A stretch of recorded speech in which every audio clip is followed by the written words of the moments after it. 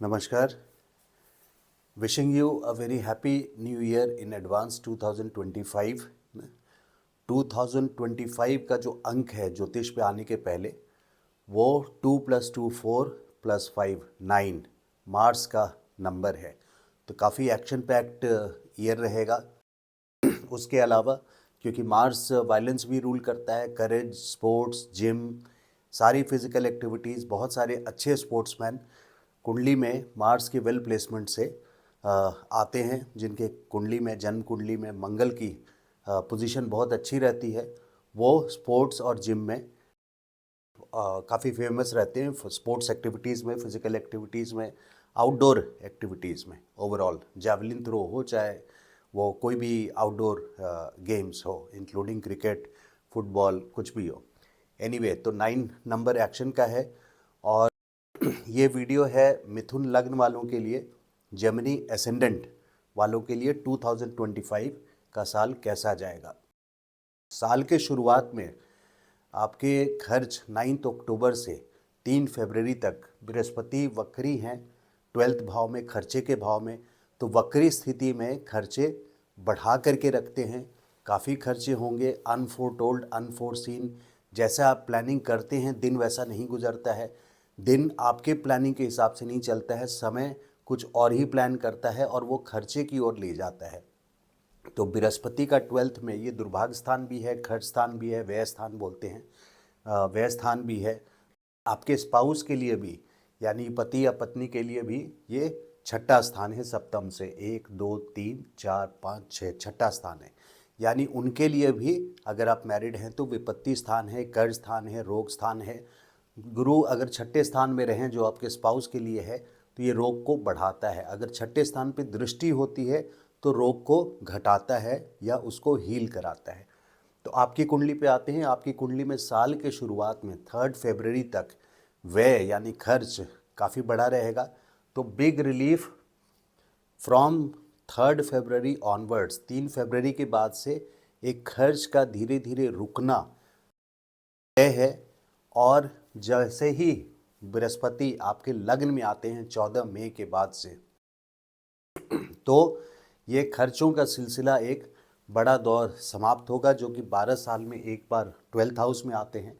तो यहाँ पे कराते हैं, छठे भाव में भी कराते हैं। अभी हम 12वें की बात कर रहे हैं, तो 12 साल में एक बार आते हैं 12वें स्थान पे, जहाँ पे आपके 3 फरवरी तक वक्री स्थिति में खर्च काफ़ी बढ़ा के रखेंगे।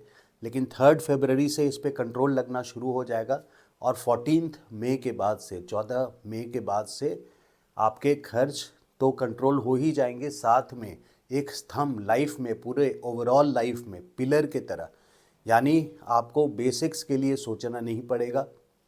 रोटी दाल एश्योर कर देते हैं। एक कहने का टर्मिनोलॉजी है, रोटी दाल कहने का एक मुहावरा होता है, रोटी दाल तो मिलती रहेगी, इसलिए मैं ये वर्ड इस्तेमाल कर रहा हूँ कि एक स्ट्रॉन्ग पिलर। यहाँ पे बहुत अच्छे प्लेसमेंट्स में से, बहुत अच्छी पोजीशंस में से लग्न में गुरु का होना माना जाता है।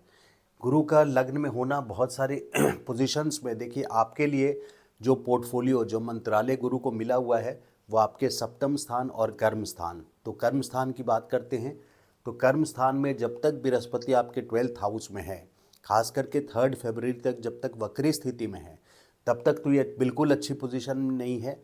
आपको जॉब चेंज का रिस्क 3 फेब क्या 14 मई तक बिल्कुल नहीं लेना चाहिए। आपके कर्म स्थान के स्वामी हैं, यानी प्रोफेशन के लॉर्ड हैं, बिजनेस हो या जॉब हो।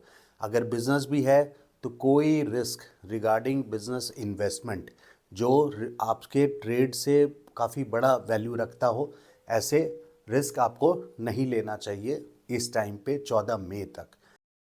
लेकिन वहीं 12th मई के बाद से, 14th मई के बाद से रादर, 14 मई के बाद से बृहस्पति का लग्न में आना, वहाँ से आप एक कैलकुलेटेड मूव कर सकते हैं और आपकी ग्रोथ एश्योर्ड रहेगी 2026 मई तक।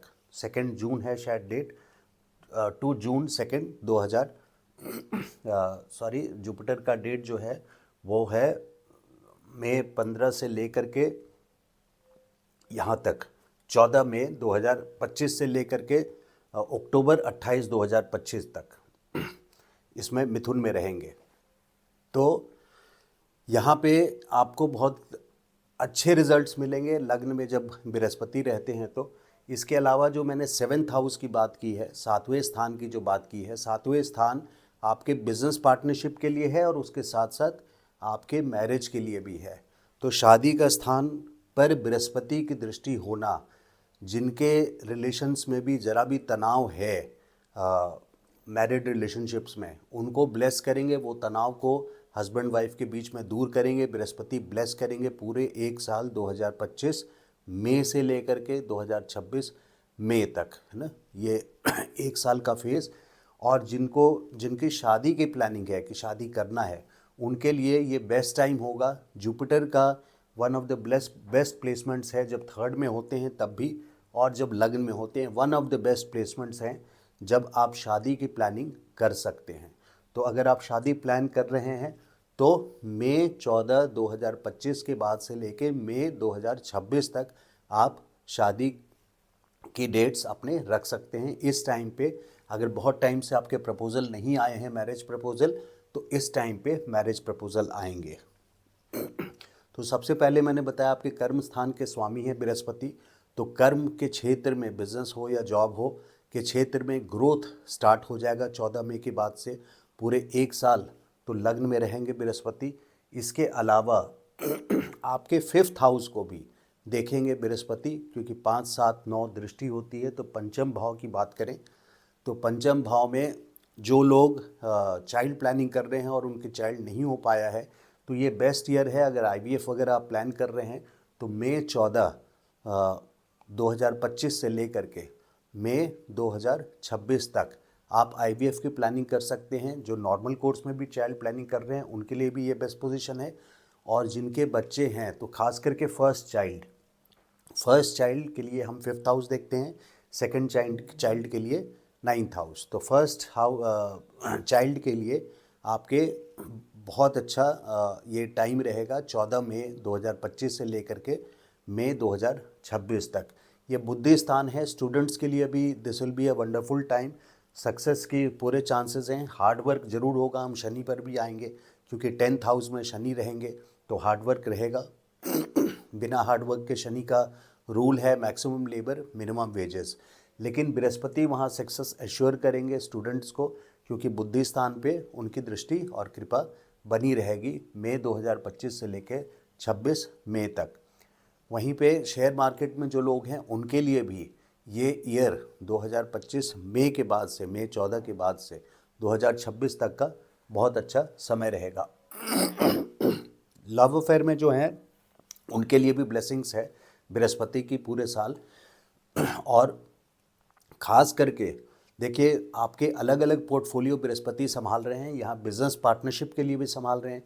तो अगर बिज़नेस पार्टनरशिप में किसी तरह से भी तनाव है इस वक्त पे, तो आप उसको और उजागर ना करें, कन्फ्रंटेशन अवॉइड करें, आपस में डिस्प्यूट अवॉइड करें, क्योंकि इसका जो समय रिजॉल्व करने का है वो 3 फरवरी तक तो मैं बिल्कुल मना करूँगा। और हो सके तो होल्ड द फोर्ट, यानी उसको डिले कीजिए डेट्स को अपने।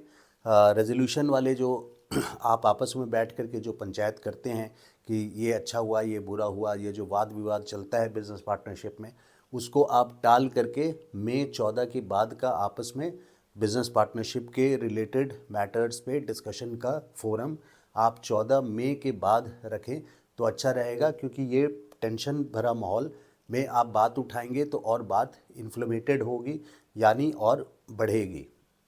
तो मई 14 के बाद से जुपिटर लग्न में रहेंगे तो बिजनेस पार्टनरशिप को भी संभालेंगे and all kinds of partnership. Marriage भी पार्टनरशिप है तो मैरिज के घर से जाया स्थान बोलते हैं 7th हाउस को। जाया स्थान house of marriage 7th house ये है आपका, जहाँ 9 नंबर लिखा हुआ है। और बृहस्पति धनु राशि है तो बृहस्पति इनके स्वामी हैं, तो बृहस्पति को ये पोर्टफोलियो मिला हुआ है। और आपके कर्म स्थान का भी पोर्टफोलियो मिला हुआ है। कर्म स्थान से मतलब है जॉब का, और कैसा जॉब करेंगे, कहाँ करेंगे, मान सम्मान प्रतिष्ठा 10th हाउस से देखते हैं तो जुपिटर का ये पोर्टफोलियो मिला हुआ है। तो इस वक्त मान सम्मान प्रतिष्ठा जुपिटर 12th हाउस में है 12वें स्थान पे, तो उस समय कॉम्प्रोमाइज़ रहेगी। लेकिन मई 14 के बाद से लग्न में आने की वजह से ये अच्छे हो जाएंगे, स्थिति आपके लिए अनुकूल हो जाएगी, फेवरेबल हो जाएगी पूरे 2026 मई तक। 9वीं दृष्टि से बृहस्पति आपके धर्म स्थान को देखेंगे पूरे एक साल, मई से 25 से मई 2026 तक। धर्म स्थान में क्या होता है, रिलीजियस ट्रिप्स। रिलीजियस ट्रिप से मतलब है आप किसी तीर्थ यात्रा पे जाएं या अनायास ही ऐसा जैसे ऋषिकेश है, हरिद्वार है, ऐसे किसी पायस जगह पे, धार्मिक जगह पे आपका दर्शन के लिए प्लान बन जाए और आप वहाँ जाएं दर्शन के लिए। तो इस तरह के लॉन्ग जर्नीज़ पे, खास करके रिलीजन से रिलेटेड लॉन्ग जर्नीज़ पे या नॉलेज के रिलेटेड, क्योंकि चारों वेद भी नवम स्थान रूल करते हैं, यानी नॉलेज को नवम स्थान रूल करते हैं। आपके पिता के लिए भी बहुत फेवरेबल है, क्योंकि 9th हाउस पिता के लिए भी होता है और बृहस्पति की दृष्टि मई 14, 2025 से 26 मई तक आपके पिता के लिए ये फेवरेबल है।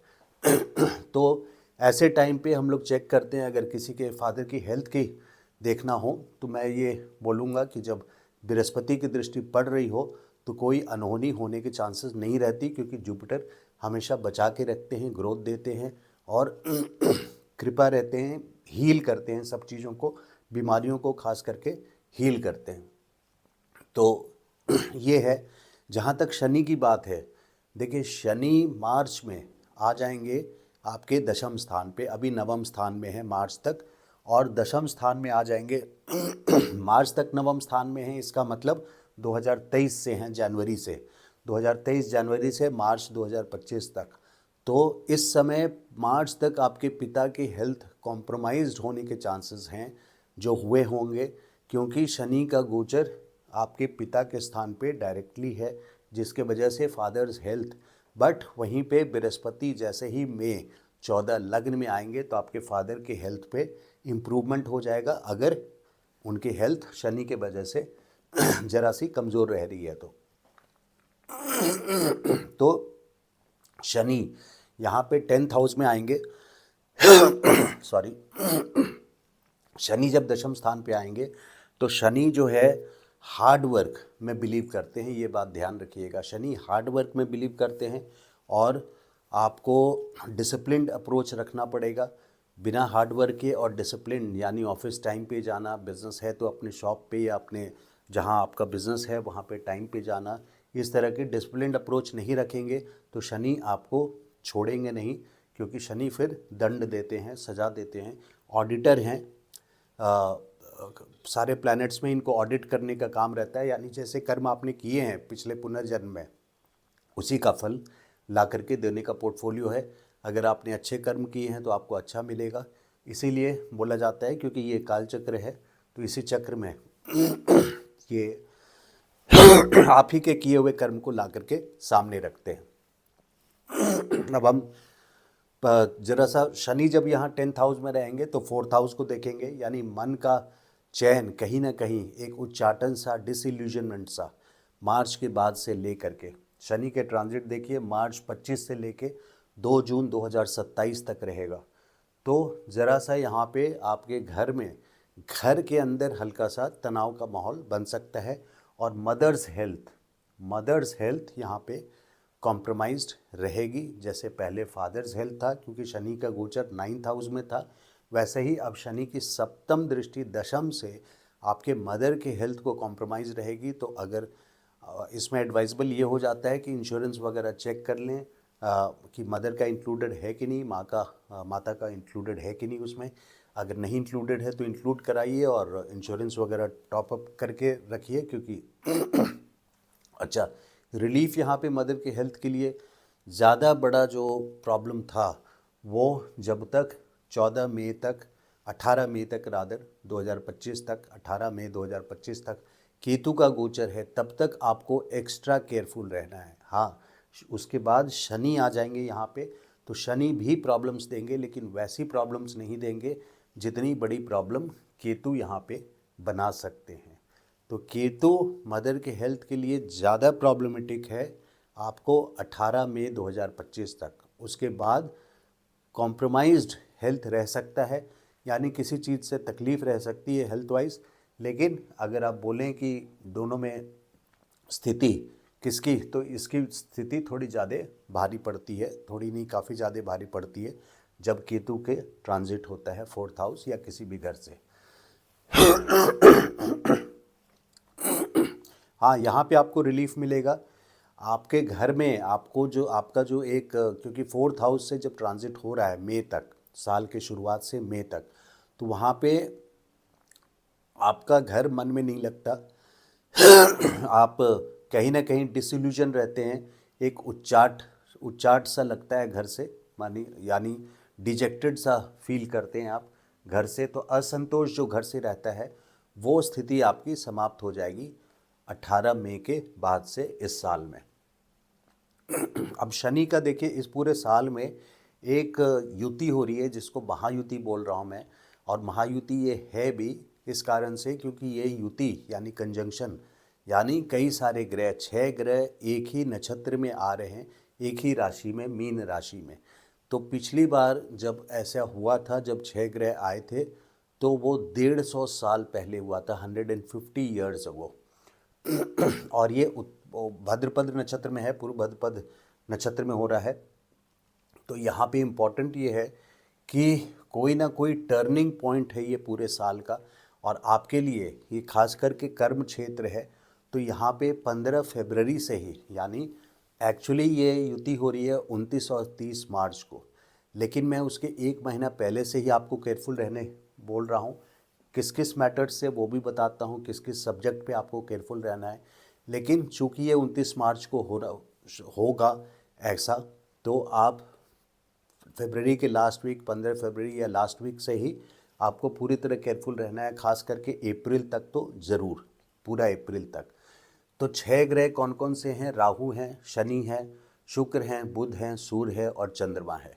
यहाँ पे एक ग्रहों की विषयुति भी मैंने लिखा है। विषयुति इसलिए लिखा है क्योंकि ये सारे ग्रह केतु को देख रहे होंगे, 6 के 6 ग्रह।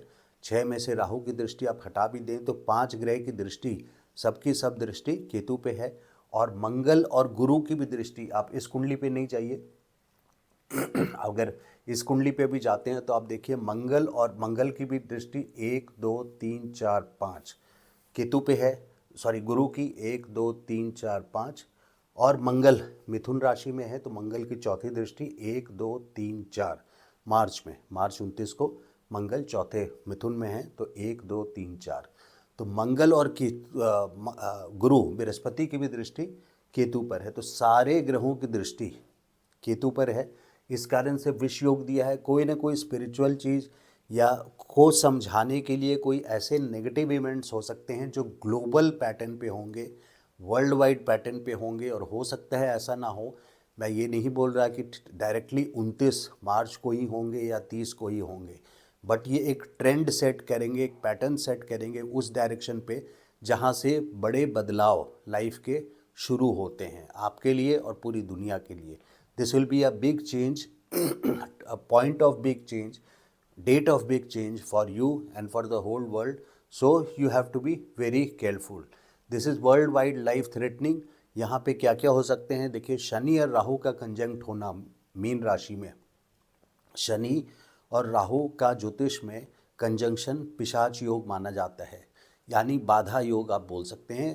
ऑब्स्टकल्स का काफ़ी सारी विपत्ति आती है शनि और राहु को। अगर आप पिशाच योग को आज के युग में मैनिफेस्ट करते हैं, अप्लाई करते हैं, तो प्रैक्टिकल और साइंटिफिक वर्ल्ड में ऑब्स्टकल्स उसको बोल सकते हैं। और उसके अलावा क्योंकि वहाँ पे सन भी रहेंगे, तो Saturn is cold, sun is hot, sun is east, Saturn is west, तो ऑपोजिट्स हैं।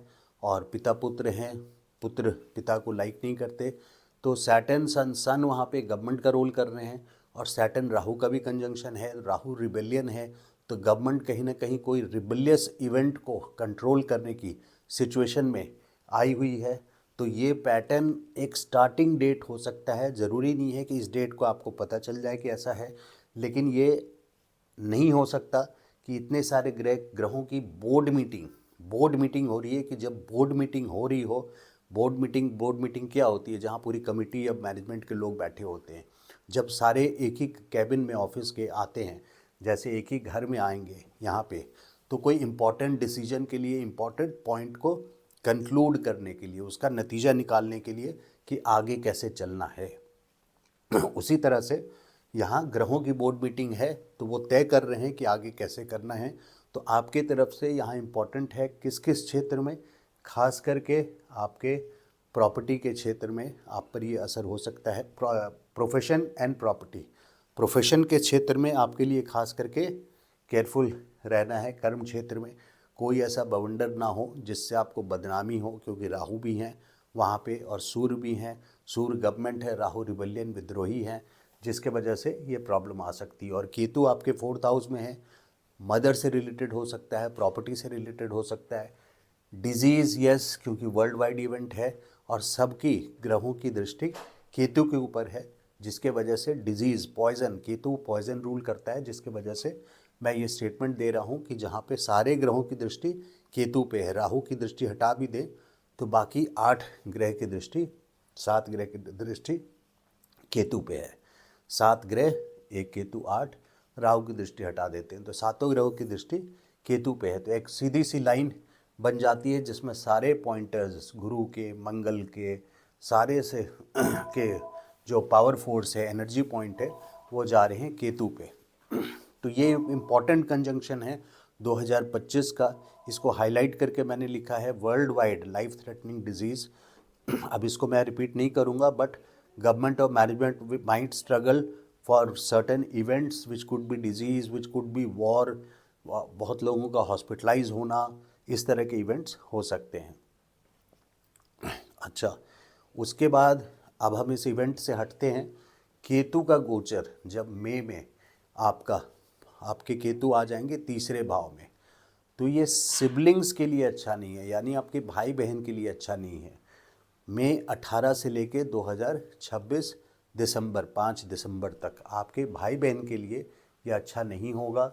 ये पीरियड, ये फेज़, आप उनके तरफ से सतर्क रह सकते हैं, आप उनको इंडिकेट कर सकते हैं इनडायरेक्टली या डायरेक्टली, या डिपेंड करता है आपका रिलेशन कैसा है उनके साथ, कि they have to be careful. Plus आपके रिलेशंस विथ नेबर्स, पड़ोसी के साथ भी वॉचफुल रहें। यहाँ पे किसी तरह के डिस्प्यूटेबल या कोई अनहोनी घटना पड़ोस में हो सकती है, क्योंकि केतु का ट्रांजिट है। और जहाँ तक डॉक्यूमेंट्स का घर भी है, 3rd हाउस, जहाँ केतु का ट्रांजिट होगा 18 मई से 5 दिसंबर 2026 तक, तो वहाँ पे आपको कोई भी डॉक्यूमेंट बिना पढ़े, बिना केयरफुली एग्जामिन किए आपको साइन नहीं करना है या एग्जीक्यूट नहीं करना है। खास करके अगर आप लॉयर वगैरह हैं, क्योंकि बुध की राशि है, मैं ऐसा नहीं बोल रहा कि आप लॉयर ही होंगे, बट बुध की राशि है तो बोलने में तो आप लोग एक्सपर्ट हैं, जेमिनी वाले। और 2 काम भी आपके होते हैं, प्रोफेशन में 2 होते हैं, डुअल साइन है पाइसिस ना, तो डुअल साइन की राशि है। मछली, 2 तरफ 2 मछली, एक का मुंह इधर है, एक का मुंह इधर है, ऐसे करके मछली का साइन है, डुअल 2 मछली है, तो यानी मोर देन 1 बिजनेस है ना। और जॉब भी है, तो जॉब के साथ साथ आप कुछ और भी एक्टिविटी करते हैं। तो यहाँ पे ये इवेंट्स हैं। अब हम आ जाएँ केयरफुल इन डॉक्यूमेंट साइनिंग, ये पॉइंट हमने डिस्कस कर लिया। जुपिटर केंद्र लॉर्ड, देखिए यहाँ पे इम्पॉर्टेंट बात है कि मई 14 को केंद्र के स्वामी जो बृहस्पति आपके लग्न में आएंगे, तो त्रिकोण में आएंगे। लग्न को केंद्र भी माना गया है, त्रिकोण भी माना गया है। तो केंद्र के स्वामी त्रिकोण में या त्रिकोण के स्वामी केंद्र में आए, तो केंद्र के स्वामी त्रिकोण में जा रहे हैं, जो कि एक योग कारक सिचुएशन है। तो ये पूरे साल इसके कारण आपको बहुत बेनिफिट मिलेगा और एक स्टेबिलिटी लाइफ में, एक बृहस्पति स्टेबिलिटी लेके आते हैं, एक ठहराव लेके आते हैं। ग्रोथ के साथ साथ एक स्टेबिलिटी लाते हैं। ठहराव मतलब ऐसा नहीं कि तालाब का पानी जम रहा है, ठहराव से मेरा मतलब है कि अस्थिरता को स्थिरता में बदल देते हैं। जो अस्थिरता अभी आप फील कर रहे होंगे, खास करके वक्री स्थिति में 3 फरवरी तक फील करेंगे, उसके बाद धीरे धीरे ये सिचुएशन बेटर होगी मई 14 तक, और मई 14 के बाद से स्थिरता की ओर आपकी लाइफ, आपका जीवन बढ़ना शुरू हो जाएगा। मॉम्स हेल्थ का हमने डिस्कस किया, मम्मा के हेल्थ का, आपका माता के हेल्थ का, क्योंकि यहाँ पे अभी केतु हैं 18 मई 2025 तक, और केतु के जाने के बाद भी थोड़ा सा रहेगा 2.5 साल 2 जून 2027 तक। तो मदर्स हेल्थ के लिए careful. Good for spouses progress, देखिए जब बृहस्पति आएंगे तो आपके पति या पत्नी के लिए भी ये साल बहुत इम्पोर्टेंट रहेगा, क्योंकि बृहस्पति सीधे 7वीं दृष्टि से 7th हाउस को देखेंगे, जिसके वजह से उनके लिए भी ये करियर के लिए overall, not only career, overall growth के लिए बहुत अच्छे चांसेस हैं। हाँ, जुपिटर जब आते हैं लग्न में तो वेट गेन जरूर कराएंगे। फिजिकली जो वेट है आपका आप ले सकते हैं, लेकिन अगले साल तक आप वेट करेंगे। इसलिए नहीं कि हर एज में वेट गेन होता है, लोगों का एज के साथ वेट कम भी होता है कई बार। तो जुपिटर का चंद्रमा के ऊपर से गोचर हो या लग्न के घर में, लग्न में गोचर हो, ऐसे में फिजिकल वेट गेन होता है बृहस्पति। वहीं पे राहु का, जब केतु आपके 3rd हाउस में जाएंगे तो 18 मई के बाद से राहु आपके 9वें स्थान पे आ जाएंगे।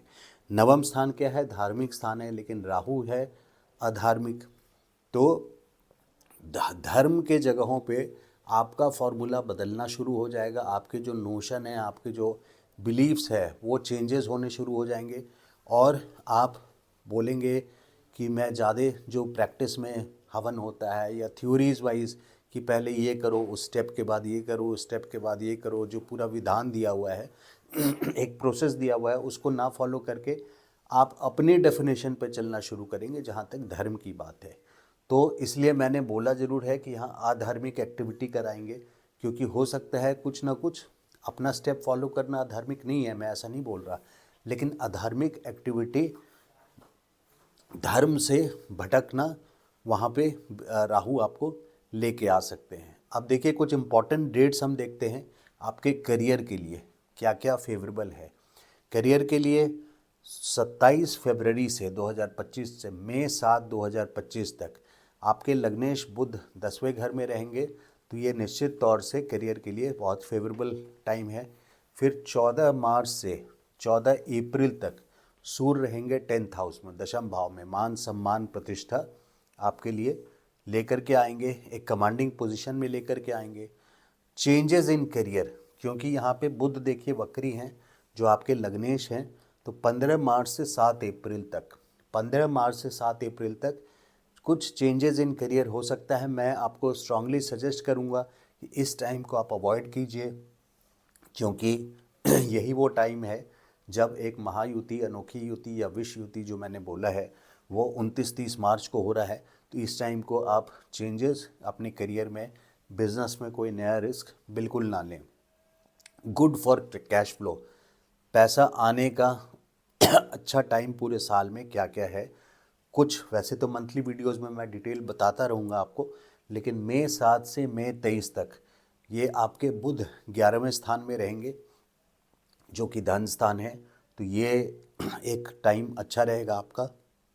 उसके बाद 22 जून से 30 अगस्त तक जब लग्नेश आपके दूसरे भाव में रहेंगे, यानी 2nd हाउस में रहेंगे यहाँ पे ना, 2nd हाउस में, तो 22 जून से 30 अगस्त तक।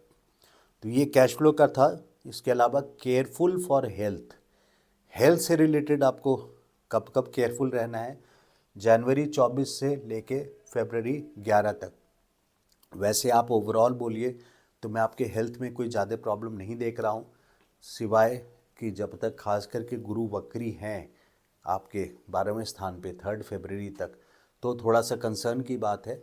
और एन लेसर सो, मतलब उससे कम, मई 14 तक, लेकिन बहुत बड़ा संकट में हेल्थ से कंसर्न नहीं देख रहा हूँ। फिर भी जो केयरफुल रहने के डेट्स हैं वह हैं 24 जनवरी से फरवरी 11 तक। आपके लग्नेश अष्टम भाव में हैं, तो यहाँ ज़रा इंसल्ट वगैरह भी दे सकते हैं। और क्रोनिक डिजीज़, आपको बढ़ते एज में आप हैं, पहले से कोई डिजीज़ है तो वो फ्लेयर अप कर सकता है, वो परेशान कर सकता है। मई 23 से जून 5 तक ये लग्नेश आपके 12th हाउस में है। 12th हाउस क्या होता है? 12th हाउस आपका हॉस्पिटल का भी घर है। तो यहाँ पे मैं ये नहीं बोल रहा कि आप हॉस्पिटल में ही जाएंगे, तो ऐसे योग को काटने का सबसे अच्छा उपाय रहता है कि आप इस टाइम पे जाके हॉस्पिटल में हॉस्पिटल का बना हुआ समोसा या कचौड़ी, कुछ ऐसा चीज़ खाना वाना खा कर के आए, वहाँ पे रेडीमेड फ्रूटी बना हुआ या लिम्का वगैरह पी के ना आए, तो ये हॉस्पिटल योग कटता है। अक्टूबर 24 से लेके नवंबर 23 तक लग्नेश आपके 6ठे भाव में हैं, तो रोग, कर्ज, ऋण, शत्रु, गुप्त शत्रु बोलते हैं, तो यहाँ पे फिर से आपकी सीजनल बीमारी है ये बीमारी है वो अक्टूबर 24 से 23 नवंबर तक। तो यहाँ पे पूरे साल को मैं फिर से एक ब्रॉडली डिवाइड कर रहा हूँ। पूरे साल का दो भाग है। एक भाग है आपका 14 मई 18 मई के पहले का, और एक भाग है आपका 14 मई के बाद का। तो 14 मई के पहले का भाग जब बृहस्पति आपके कर्म स्थान के और 7th हाउस के स्वामी 12th में हैं, तब तक बहुत फेवरेबल नहीं है। Wait for the time. कोई बड़ा रिस्क या डिसीजन लेने के लिए बेटर है कि आप 14 मई के बाद, लेकिन यहाँ पे फिर 14 जून से लेके और 14 जून से लेके ये देखिए 13 अगस्त तक, 14 जून से लेके 13 अगस्त, ये 2 महीना बृहस्पति लग्न में तो आ जाएंगे, लेकिन आर्द्रा नक्षत्र में रहेंगे। आर्द्रा के स्वामी कौन से होते हैं? रुद्रदेव। राहु के नक्षत्र में आ जाएंगे बृहस्पति। तो फिर से बृहस्पति और राहु आपस में एक रिबेलियन, एक पंडित, एक ब्राह्मण, एक दानव दैत्य, तो यहाँ मेल जरा ठीक नहीं बैठता है। तो आंधी तूफान, रुद्र का जो रूप है आंधी तूफान, स्टॉर्म। तो ऐसे में मैं सजेस्ट करूँगा कि साल में जो दो भाग मैंने बांटा है, तो उसको मई 14 तक ना मान करके आप 14-13 अगस्त तक माने तो वो बेटर रहेगा। 13 अगस्त तक, और 13 अगस्त के बाद का जो टाइम है, 13 अगस्त के बाद के डिसीजंस आपके हैं वो ज़्यादा साउंड होंगे, ज़्यादा फलदायी, पॉजिटिव और स्ट्रांग होंगे। सारे वीडियोस में आपको, एनुअल वीडियोस में आपको यहाँ तक ही बात हो रही होगी कि बृहस्पति 14 मई को घर बदल लेंगे, तब से आपके लिए अच्छा होगा। लेकिन जब आप और डिटेल में जाएंगे तो 14 जून से 13 अगस्त तक बृहस्पति राहु के नक्षत्र में रहेंगे। ये काफ़ी गड़बड़ सिचुएशन है। फिर से एक तो महायुति की गड़बड़ सिचुएशन है जो 29 मार्च के करीब मैंने बताया, जिसके पहले केयरफुल रहना है। और फिर मैं बता रहा हूँ ये टाइम जब 14 जून से 13 अगस्त तक बृहस्पति आर्द्रा नक्षत्र में रहेंगे। रिपीट कर रहा हूँ, जो कि जिनके देव हैं रुद्र, आंधी तूफान, स्टॉर्म, और प्लैनेट्स में राहु, यानी एक है चंडाल, एक है ब्राह्मण। तो जब गुरु चंडाल के घर में जाएंगे तो ये अच्छी सिचुएशन नहीं होगी। तो आपको 13 अगस्त तक ही केयरफुल रहना है। 13 अगस्त के बाद से जो डिसीजंस लेंगे, जो ग्रोथ है, जॉब है, ये सारे चेंजेस आप तब कीजिएगा। तो ये 13 अगस्त के बाद से आपके अगले साल मई तक will be a wonderful phase. इसी के साथ आई होप ये एनुअल वीडियो आपको मेरा अच्छा लगा हो। अगर अच्छा लगा है तो काइंडली सब्सक्राइब कीजिए मेरे चैनल को एंड लाइक प्रेस कीजिए। Thank you so much. नमस्कार।